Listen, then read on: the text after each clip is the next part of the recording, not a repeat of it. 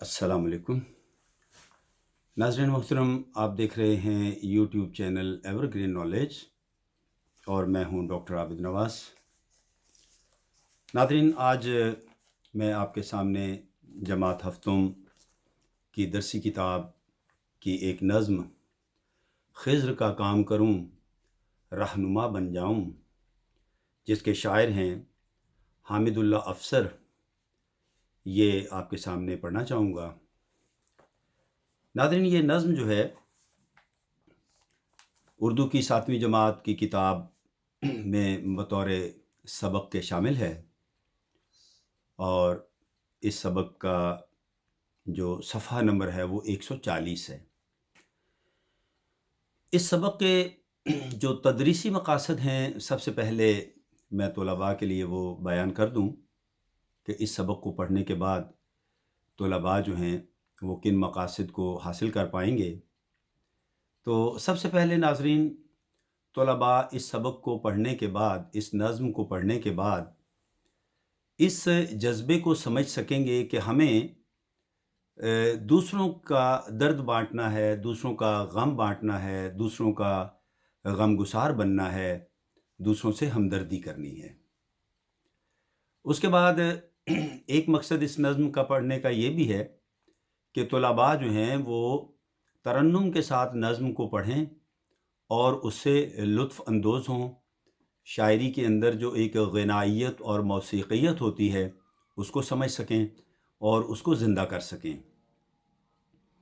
और तीसरा मकसद ये है कि शायर का जो पैगाम है तलबा उसको समझ सकें और उसे सीख सकें और उस पर फिर अमल कर सकें, क्योंकि इल्म वही होता है जिसे हम सीखने के बाद अपने अमल में लाते हैं, जिस पर हम अमल करते हैं और अमली नमूना बनकर इस मुआशरे को एक अच्छा मुआशरा जो है वो हम बनाने की कोशिश करते हैं। तो नाज़रीन मोहतरम, ये थे इस नज़्म के तदरीसी मकासद और इस नज़्म में आने वाले कुछ मुश्किल अल्फाज जो हैं उनकी भी वजाहत कर दूं, क्योंकि मैं ये समझता हूँ कि जब तक तलबा को या किसी भी कारी को पढ़ी जाने वाली तहरीर या किसी भी इक़्तिबास के अल्फाज के मानी मालूम नहीं होते, तो वो उस तहरीर को ना तो अच्छे से समझ सकता है और ना ही उससे लुत्फ़अंदोज़ हो सकता है। तो पहला लफ्ज़ है इसमें खिज़्र। खिज़्र जो है ये एक अल्लाह के एक नबी अलैहिस्सलाम का नाम अक़दस है और इनके बारे में ये रिवायत है कि ये इस दुनिया में क़यामत तक की ज़िंदगी अल्लाह ताला ने उन्हें दे रखी है और वो भूले भटकों को रास्ता दिखाते हैं और क़यामत तक के लिए रहनुमाई का फ़रीदा अंजाम देंगे दुनिया में। उसके बाद लफ्ज़ है शिफ़ा। शिफ़ा का मानी होता है सेहत, तंदुरुस्ती। महरूम लफ्ज़ है। महरूम का मानी होता है किसी चीज़ को खो देना, किसी चीज़ से जो है वो महरूम हो जाना, मतलब उससे किसी चीज़ को खो देना। और एक लफ्ज़ आया है दीदा तर। इसका लफ्ज़ी मानी है भीगी हुई आँख, यानी मुराद है आंसू बहाती हुई आँख, गमज़दा लोगों की आँख। फिर एक लफ्ज़ है नातवानी। नातवानी का मानी होता है कमज़ोरी और ज़ईफ़ी या बुढ़ापा, ये सारे मानी हैं नातवानी के। और असा एक लफ्ज़ है। असा का मानी होता है लाठी या डंडा। और उसके बाद जो है लब, एक लफ्ज़ है लब। लब का मानी होता है होंठ। और एक लफ्ज़ है बीनाई। बीनाई का मानी होता है देखने की क़ुव्वत, देखने की ताकत। और फिर उसके बाद है एक लफ्ज़ है इसमें नूर और ज़िया। दोनों का एक ही मानी है, दोनों का मानी है रोशनी। नूर और ज़िया यानी इससे मुराद है रोशनी। और उसके बाद मंजिल। मंजिल का मानी होता है वो जगह जहाँ कोई पहुँचना चाहे, यानी जिस जगह पर जाने का मकसद हो, वो मुकाम जो हमारा टारगेट है, जिसे हम हासिल करना चाहते हैं। और इसके बाद ज़ईफ़ लफ्ज़ आया है। ज़ईफ़ का मानी होता है बूढ़ा, उम्र रसीदा वगैरह। تو یہ اس نظم کے مشکل الفاظ تھے. تو ناظرین، اب میں طلباء کے لیے اس نظم کو ترنم کے ساتھ پڑھتا ہوں تاکہ طلباء بھی اس کو ترنم کے ساتھ پڑھنے کی صلاحیت حاصل کریں. ایک بات اور عرض کر دوں ناظرین کہ یہ نظم جو ہے، اس کی جو حیت ہے، یعنی اس کی جو شکل ہے، یعنی کس صنف میں یہ لکھی گئی ہے، وہ ہے مثلث. اردو گرامر میں مثلث سے مراد وہ نظم ہوتی ہے جس کے ہر بند میں 3 مصرے ہوتے ہیں. 3 مصرے ہوتے ہیں، یعنی طلباء کی عام فہمی کے لیے عرض کر دوں، مصرے سے مراد ہے ایک لائن، ایک لکیر یا ایک سطر. تو یہ جو شاعرانہ سطر ہوتی ہے اسے مصرع چونکہ کہا جاتا ہے، اس کے لیے خاص لفظ ہے یہ مصرع. تو 3 مصروں پر مشتمل بند جس نظم میں ہوں، اس کی حیت جو ہوتی ہے وہ مثلث کی ہوتی ہے. جیسا کہ آپ جانتے ہیں مثلث کا لفظی معنی ہوتا ہے 3. ٹھیک ہے، 3 زاویے یا 3 کونے یا 3 ارکان یا 3 ممبران. ٹھیک ہے، تو اس کے 3 چونکہ مصرے ہوتے ہیں لہذا یہ مثلث حیت میں ہے. اور اس نظم کے کل جو بند ہیں وہ ہیں تعداد میں 5. ٹھیک ہے، 5 بند ہیں اس نظم کے. تو میں پڑھتا ہوں طلباء کے لیے تاکہ وہ بھی اس کو سیکھیں اور ایسے ہی پڑھیں تاکہ انہیں شاعری کا فہم بھی آئے، شعر کا فہم بھی آئے اور اس کو پڑھنے کا انداز اور طریقہ بھی آئے. ردیف اور قافیے کا چونکہ اس میں دھیان رکھنا ہوتا ہے، الفاظ کا اتار چڑھاؤ جو ہوتا ہے، اس کو جو زیر و بم ہوتا ہے اس کا خیال رکھنا ہوتا ہے، اور اس طرح طلباء جو ہیں اس سے محظوظ ہوں گے انشاءاللہ. درد جس دل میں ہو اس دل کی دوا بن جاؤں.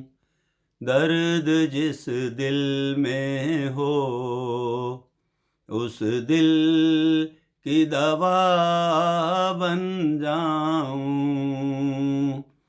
کوئی بیمار اگر ہو تو شفا بن جاؤں. درد جس دل میں ہو اس دل کی دوا بن جاؤں. کوئی بیمار اگر ہو تو شفا بن جاؤں. دکھ میں ہلتے ہوئے لب کی میں دعا بن جاؤں.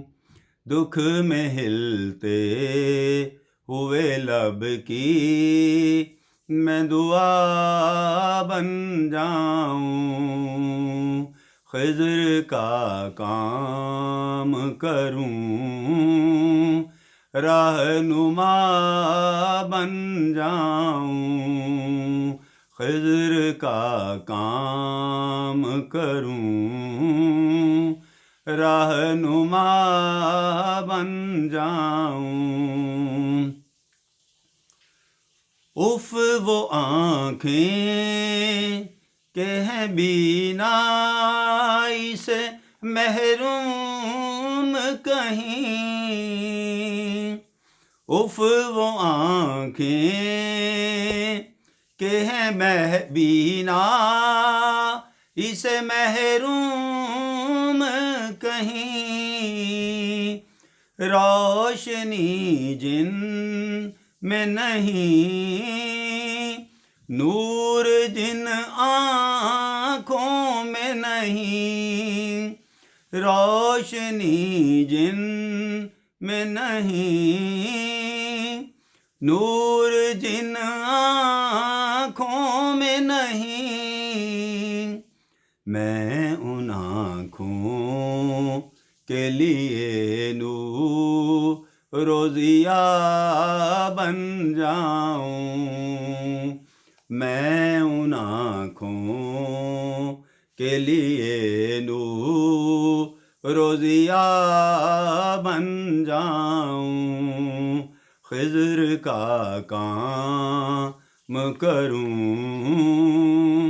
رہنما بن جاؤں۔ ہائے وہ دل جو تڑپتا ہوا گھر سے نکلے، ہائے وہ دل جو تڑپتا ہوا گھر سے نکلے، اف وہ آنسو جو کسی دیدۂ تر سے نکلے، اف وہ آنسو جو کسی دیدۂ تر سے نکلے، میں اس آنسو کے سکھانے کو ہوا بن جاؤں، میں اس آنسو کو سکھانے کے لیے کو ہوا بن جاؤں، خضر کا کام کروں رہنما بن جاؤں، دور منزل سے اگر راہ میں تھک جائے کوئی، دور منزل سے اگر راہ میں تھک جائے کوئی، جب مسافر کہیں راستے سے بھٹک جائے کوئی، جب مسافر کہیں راستے سے بھٹک جائے کوئی، خضر کا کام کروں رہنما بن جاؤں، خضر کا کام کروں رہنما بن جاؤں، عمر کے بوجھ سے جو لوگ دبے جاتے ہیں، عمر کے بوجھ سے جو لوگ دبے جاتے ہیں، ناتوانی سے جو ہر روز جھکے جاتے ہیں، ناتوانی سے جو ہر روز جھکے جاتے ہیں، ان ضعیفوں کے سہارے کو آسا بن جاؤں، ان ضعیفوں کے سہارے کو آسا بن جاؤں، خضر کا کام کروں رہنما بن جاؤں۔ ناظرین محترم، یہ تھی نظم خضر کا کام کروں رہنما بن جاؤں۔ شاعر ہیں حامد اللہ افسر، افسر ان کا تخلص ہے۔ تخلص سے مراد وہ شاعرانہ نام جو کوئی شاعر اپنے لیے فرضی طور پر اپنی شاعری میں استعمال کرتا ہے۔ ناظرین، طلباء کے لیے میں اس نظم کا مرکزی خیال بھی بیان کرنا چاہتا ہوں۔